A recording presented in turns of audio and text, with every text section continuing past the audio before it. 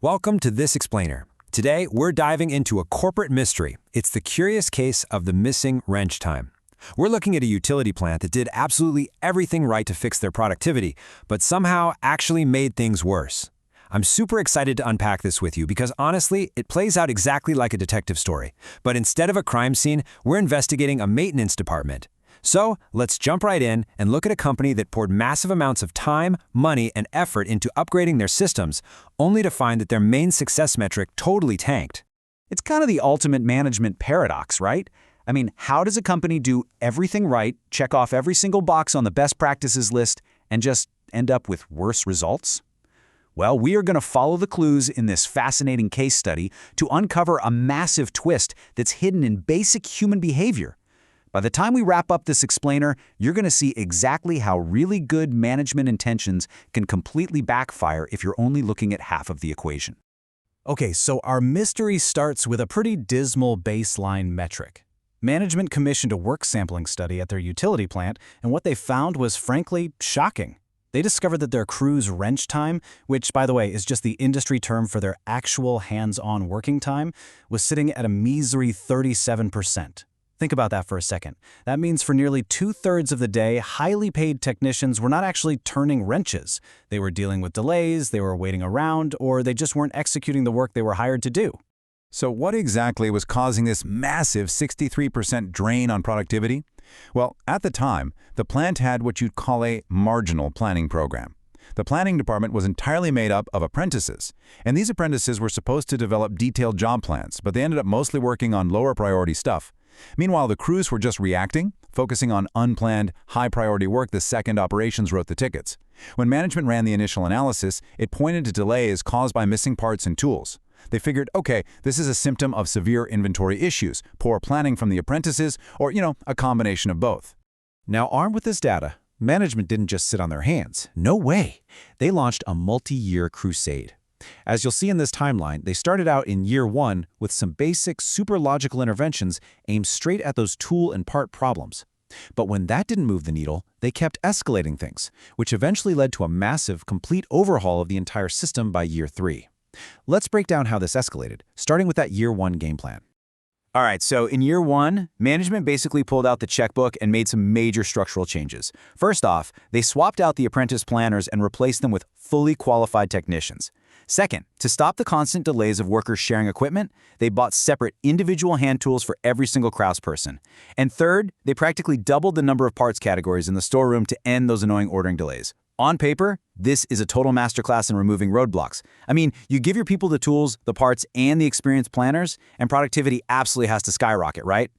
Well, the result of all those heavy investments was actually deeply disappointing. They ran a follow-up work sampling study, eagerly waiting for these amazing new numbers, and wrench time barely budged. It went from 37% to just 37.7%. All of that money, all those brand new tools, the doubled inventory, and they gained less than 1 measly percent in actual working time. It was a completely baffling outcome, and it totally left management scratching their heads. But to their credit, they refused to give up. Management went right back to the data. They dug deeper into those time studies, and they spotted this massive, glaring inefficiency. Travel time was eating up 22% of the workday. Workers were spending nearly a quarter of their shifts just walking around the huge plant. Seeing this as the real bottleneck, management doubled down. They launched a massive, absolutely no expense spared year 3 intervention to engineer the perfect working environment once and for all. Their year 3 interventions were, honestly, incredibly comprehensive. To tackle that 22% travel time, they literally bought fleets of golf carts and bicycles for the crews. Boom, no more walking. Then they completely overhauled their workflow by adopting the strict 6 planning principles. They separated the planners from the crews to stop distractions. They created specific equipment numbering files to clean up their messy old system. And to top it all off, they replaced the planning personnel again, this time bringing in elite technicians who had actually passed supervisor tests but just hadn't been promoted yet. So with the golf carts in full effect, travel time successfully dropped from 22% down to 15%. They had elite planners, parts everywhere, individual tools, and then the ultimate plot twist hits. Overall wrench time didn't go up, it didn't even stay flat. It actually plummeted to 35.1%. Just let that sink in for a second.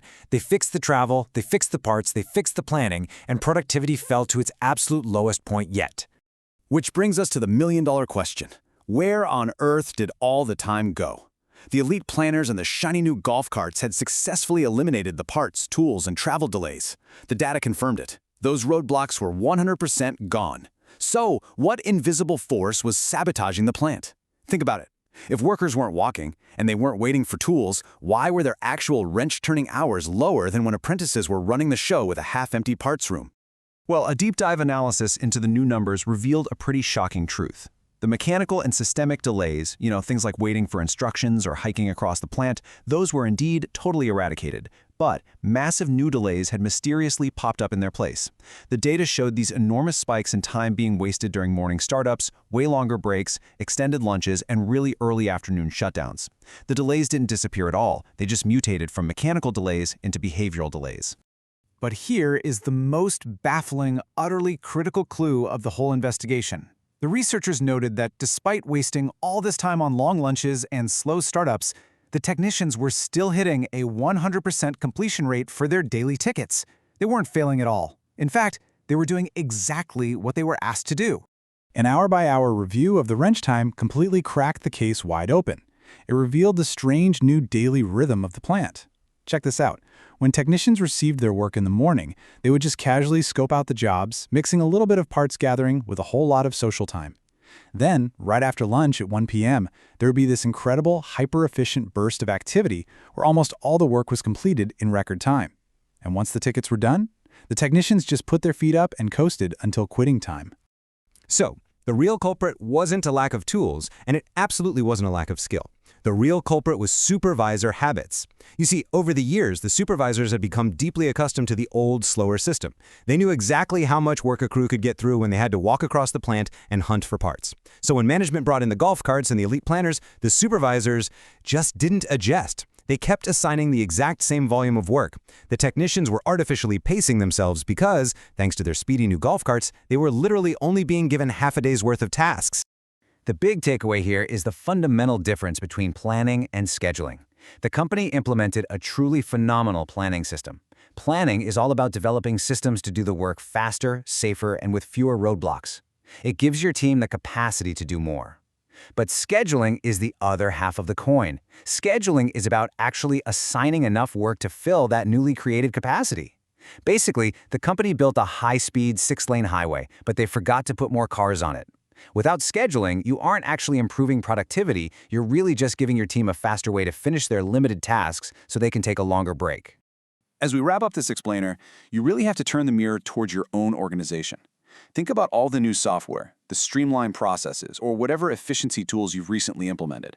Are you actually scheduling the new capacity those tools create, or are you just making it a lot easier for people to coast through their workday? Remember, good planning without good scheduling doesn't create productivity, it just creates a lot of very comfortable free time. So ask yourself, is your team truly lacking efficiency, or are you just failing to schedule their full potential?